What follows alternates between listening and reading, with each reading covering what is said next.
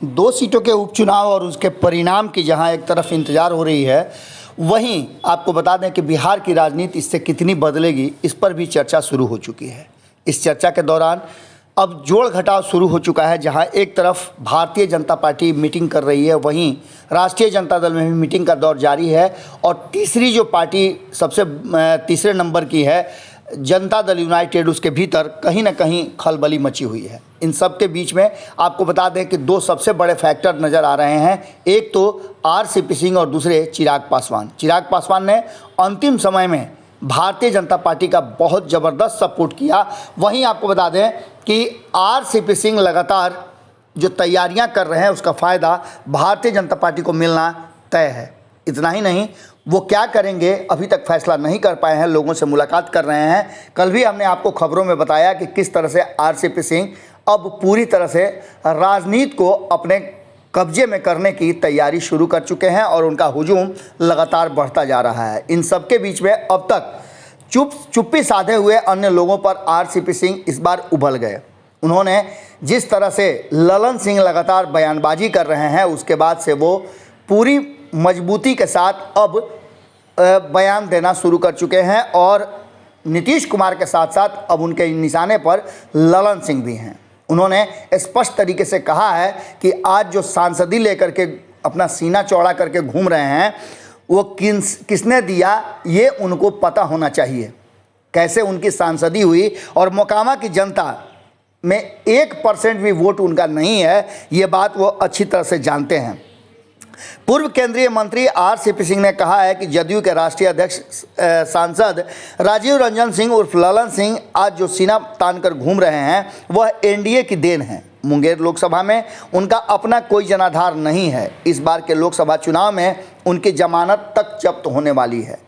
ये दावा आरसीपी सिंह का है और आरसीपी सिंह, जैसा कि आप सभी जानते हैं कि 2019 में ललन सिंह के जीत के लिए सारी जो तैयारियां हैं वो किए थे और अपने खुद कैंप डाल करके वहां पहुंचे हुए थे। उन्होंने कहा है कि 2024 में ललन सिंह को जमानत बचाना मुश्किल हो जाएगा। मुंगेर में ललन सिंह का जनाधार 0 सन्नाटा है।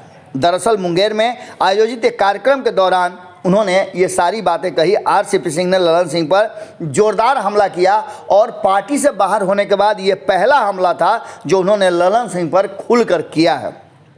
आपको बता दें कि इसी बीच में ये भी बातें चल रही थी कि ललन सिंह जदयू से बाहर होकर के करीब 30 विधायकों को अपने साथ लेकर के एनडीए में शामिल होंगे। लेकिन इन सारी बातों पर कहीं ना कहीं विराम लगाते हुए जदयू ने भी इस पर उल्टा प्रहार करते हुए कहा कि भारतीय जनता पार्टी के दर्जनों विधायक उनके संपर्क में हैं। लेकिन इन सारी बातों के बीच में जिस तरह से सीधा हमला किया है आरसीपी सिंह ने ललन सिंह पर, उन्होंने यहाँ तक कहा कि नीतीश कुमार ने जिस अनंत सिंह को जेल में बंद कराया, उसी अनंत सिंह के पक्ष में वोट मांगने के लिए ललन सिंह प्रचार करने गए हैं। ये क्या दर्शाता है, इनकी राजनीतिक सोच का भी ये कहीं ना कहीं उजागर करता है। मुंगेर के जितने एनडीए के कार्यकर्ता थे, उन्होंने ललन सिंह को सांसद बनाया। ललन सिंह जो आज सीना तानकर घूम रहे हैं, उसमें जेडीयू नहीं बल्कि महागठबंधन का पूरी तरह से साथ रहा है। अब देखने वाली बात यह होगी कि आज महागठबंधन में वो हैं, लेकिन एनडीए से सांसद बन के महागठबंधन में है, तो ये उनके राजनीतिक सोच को दर्शाता है। इतना ही नहीं, आगे और भी कई बातें कहते हुए आरसीपी सिंह ने कहा कि ऐसे भी जेडीयू का आरजेडी में विलय होने जा रहा है। कार्यकर्ताओं को जहां जाना होगा वो स्वतंत्र हैं और ये अब बहुत जल्दी पता चल जाएगा। जैसे ही दोनों पार्टियों का विलय होगा, उसके बाद से जदयू का तो नामो निशान समाप्ति हो जाएगा। इसके साथ साथ उनके विधायक और एमपी भी एनडीए की तरफ रुख करेंगे। आरसीपी ने कहा कि मुंगेर लोकसभा में 6 विधानसभा क्षेत्र है। बाढ़ से बीजेपी चुनाव लड़ी जीती, मोकामा से जेडीयू लड़ी तो हार गई, लखीसराय से भी भाजपा जीत गई और सूर्यगढ़ा से भी जेडीयू लड़ी तो हार गई। इसका सीधा मतलब है कि नीतीश कुमार का और ललन सिंह का कोई जनाधार नहीं है। अगर ऐसा होता तो मुंगेर से सांसद रहे ललन सिंह अपने उम्मीदवारों को तो जिता सकते थे। जेडीयू का हार इस बात की तरफ इशारा कर रहा है कि नीतीश कुमार का अब इकबाल ख़त्म हो गया है और ललन सिंह के पास तो कोई जनाधार है ही नहीं। ऐसे में ललन सिंह कहां से जीत हासिल करेंगे? इस बार के लोकसभा चुनाव 2024 में उनकी जमानत तक जब्त होने वाली है। आरसीपी सिंह ने इसका दावा किया है।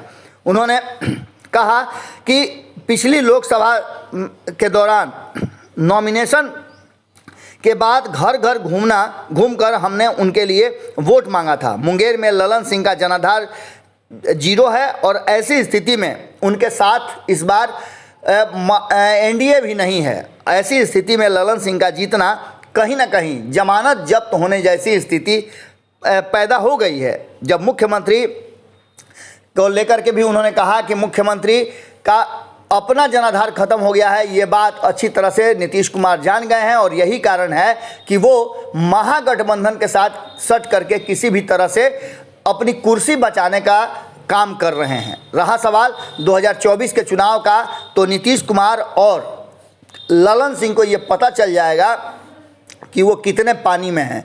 अगर हम नहीं होते तो 2019 का चुनाव वो नहीं जीत सकते थे। उनके लिए घर घर जाकर के वोट मांगे, लेकिन 2024 में ललन सिंह का सपना ही रह जाएगा। इन सारी बातों को लेकर के जहां एक तरफ आरसीपी सिंह ने पूरा का पूरा कहा जा रहा है कि ललन सिंह को एक्सपोज कर दिया है, वहीं आपको बता दें कि लगातार उनके साथ लोगों का हुजूम जो जदयू के हैं उनका जुड़ता चला जा रहा है। ललन सिंह को लेकर के आरसीपी सिंह ने पूरी तरह से एक्सपोज कर दिया है और उनके जनाधार पर जो बातें कही है वो लगभग सभी जानते थे।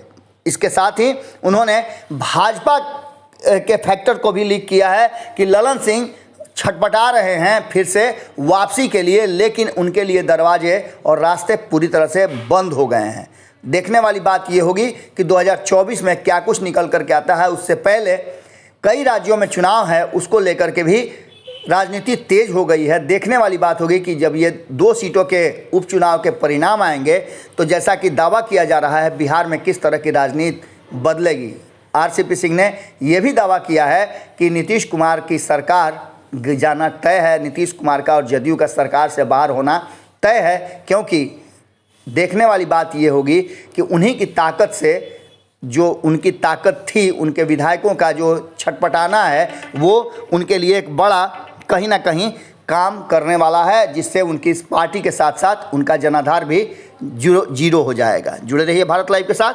बहुत बहुत धन्यवाद। बिहार के राजनीति और बिहारियत से सरोकार रखेनी तो सब्सक्राइब बटन दबा के चैनल के सब्सक्राइब कर ली। ओजे एगो घंटी बा, ओकरा बटन दबा देला से कुल सटीक और मारक खबर रुआ मुफ्त में मिल जाई। अगर रुआ पत्रकारिता के हमनी के नया प्रयोग में सहयोग कर चाहतानी तो ज्वाइन बटन दबा दी।